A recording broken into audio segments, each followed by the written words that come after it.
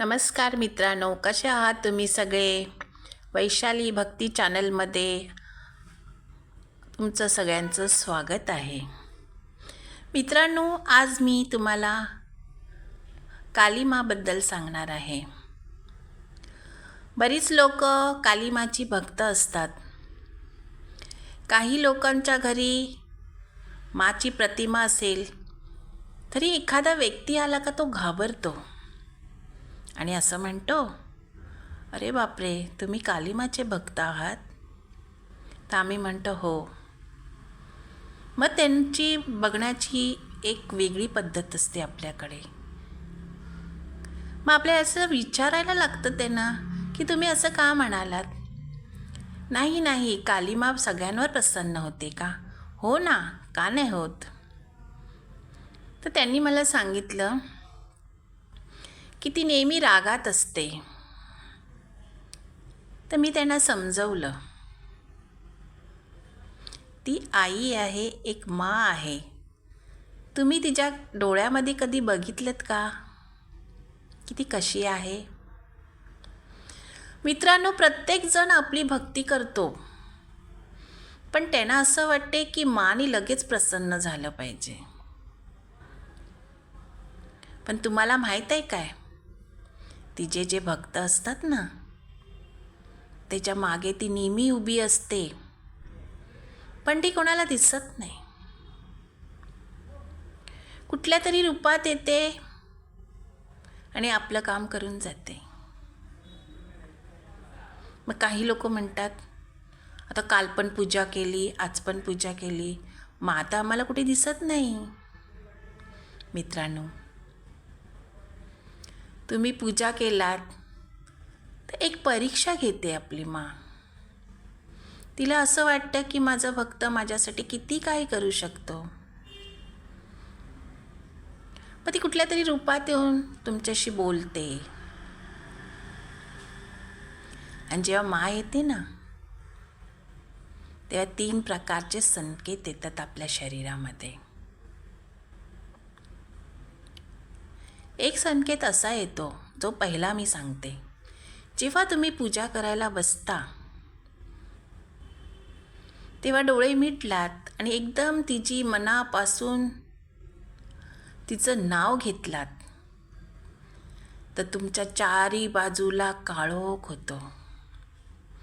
डोकं जड झाल्यासारखं वाटतं आणि काहीतरी आपल्या डोळ्याभोवती गोल गोल फिरते असं वाटतं. मित्रांनो, हे झालं एक संकेत. दुसरं संकेत आहे मित्रांनो, जेव्हा तुम्ही टाळ्या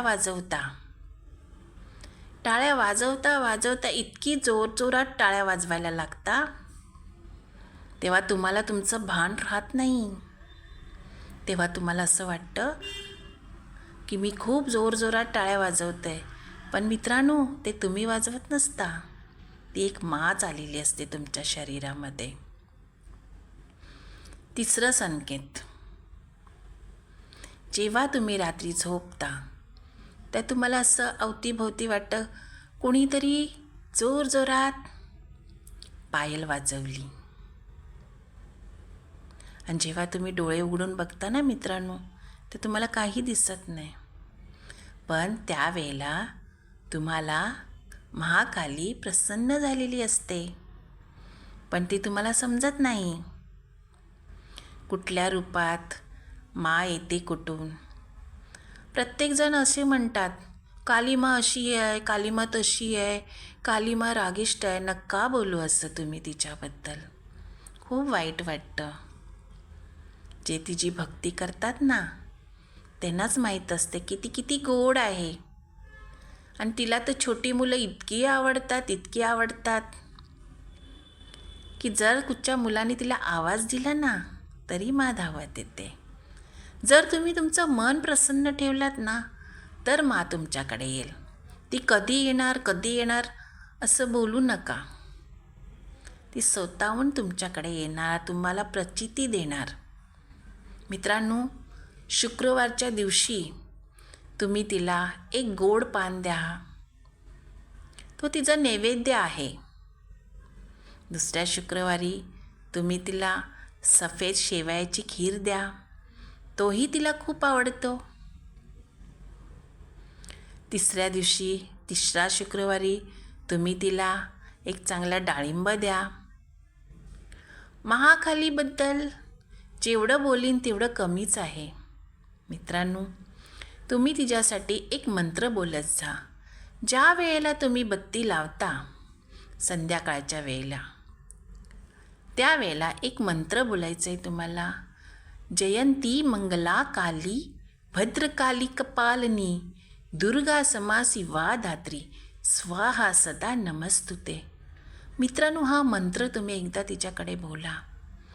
मी खरं सांगते, ती अशी धावत येईल ना तुमच्याकडे. तिचं अतिशय प्रिय मंत्र आहे. म्हणूनच मित्रांनी थोडीशी श्रद्धा सबुरी तुमच्या मनामध्ये असेल तर कालीमा तुम्हाला नक्कीच प्रसन्न होईल. आणि मित्रांनो, जी कालीमा ज्यांच्या घरात असते ना, त्यांचा कदापित कोणी काही वाकडं करू शकत नाही. कारण माँ अशी संकेत देते की जर माझ्या भक्ताला कोणी बोट जर लावलं ना, तरी मी त्याला माफ करणार नाही. तुम्ही वाईट बघू नका. जर माझा तो भक्त आहे तर तो माझा बाळ आहे.